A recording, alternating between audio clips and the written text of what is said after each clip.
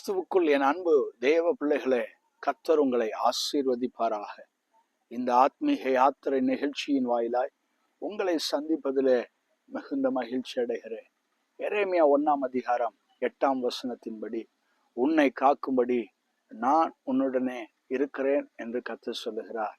ஆம், நம்மிடத்திலே சில நேரங்களிலே பயம், சில சூழ்நிலைகளிலே நாம் செல்லும்போது நான் காக்கப்பட்ட சூழ்நிலைகளிலே பத்திரப்பட்டு இருப்பேனா என்ற பயத்தோடு நம்முடைய வாழ்க்கை எதிர்நோக்கி நாம் சில நேரங்களிலே சென்று கொண்டிருப்போம்.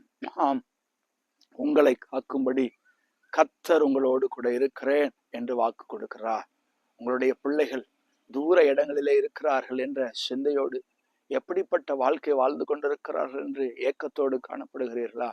கர்த்தர் உங்கள் பிள்ளைகளோடு, அவர்களை காக்கும்படி கர்த்தர் உங்கள் பிள்ளைகளோடு இருக்கிறார் என்ற நிச்சயத்தோடு இந்த நாளிலே சந்தோஷத்தோடு தேவனை மகிமைப்படுத்தி மகிழ்ச்சியான வாழ்க்கை வாழ உங்களுக்கு கர்த்தர் அனுக்கிரகம் செய்வாராக. கண்களை மூடி நாம் ஜெபிக்கலாம். அன்பும் இரக்கம் நிறைந்த நல்ல தகப்பனே, எங்களை காக்கும்படி நீர் எங்களோடு இருக்கிறீர்.